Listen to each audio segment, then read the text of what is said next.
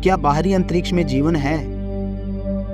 आज से लगभग 500 साल पहले सन 1600 में एक महान थिंकर, मैथमेटिशियन और एस्ट्रोफिजिसिस्ट ने भी यही क्वेश्चन पूछा था।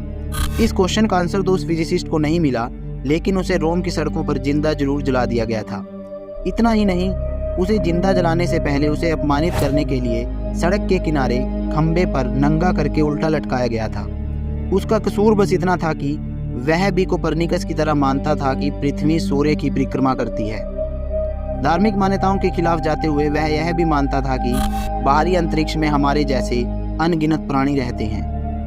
धार्मिक ठेकेदारों के लिए बाहरी अंतरिक्ष में करोड़ों मनुष्य, पोप, चर्चों और जीसस के होने की बात करने वाले को खत्म करने का सबसे आसान तरीका था उसे जिंदा जला देना।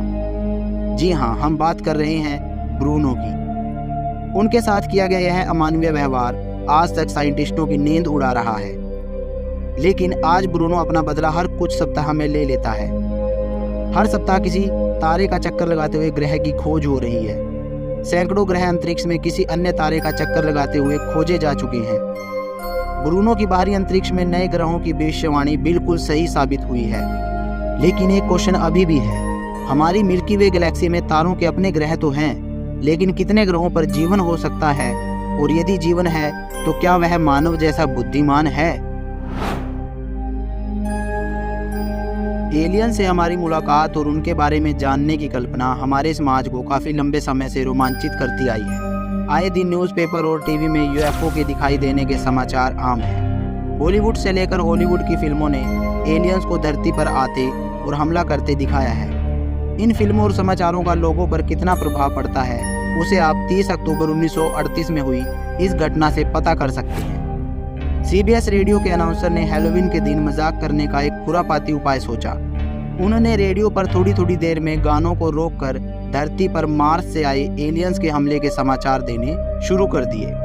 हर थोड़ी देर बाद न्यूज़ बुलेटिन में धरतीवासियों की हार और ख़त्म होने के समाचार थे। यह उनके लिए तो एक मजाक था, लेकिन उस समय लोगों पर एलियंस का प्रभाव इतना ज़्यादा था कि लाखों अमेरिकी यह न्यूज़ सुनकर घबरा गए। लाखों लोगों ने अपने घर खाली कर दिए थे और अपनी जान बचाने के लिए लोगों ने बंकर में रहना शुरू कर दिया था। कुछ आई विटनेस ने तो यहाँ तक दावा कर दिया कि उन्होंने आसमान में चमकती हुई रोशनी देखी और जहरीली गैसों को महसूस किया। अभी तक सिर्फ लोगों और कुछ साइंटिस्टों द्वारा एलियंस को देखे जाने का दावा किया गया है, पर अफसोस की बात यह है कि ये दावे पब्लिसिटी स्टंट और ग्लैमर के अलावा कुछ नहीं है। वैज्ञानिकों के अनुसार अभी तक एलियन के साथ संपर्क ना हो पाने का सबसे बड़ा कारण है ये infinite, huge and expanding universe.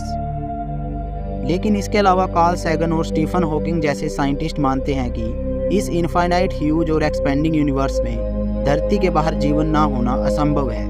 उनके अनुसार पूरे यूनिवर्स में जीवन एक से अधिक जगहों पर पनपा होगा और समय समय पर ब्रह्मांडीय उथल पुथल के कारण उल्काओं, धूमकेतुओं द्वारा ग्रहों पर फैलता गया होगा। परंतु यह सिर्फ एक संभावना है, क्योंकि अभी तक इसका कोई जीवन रूपी नमूना नहीं मिला है।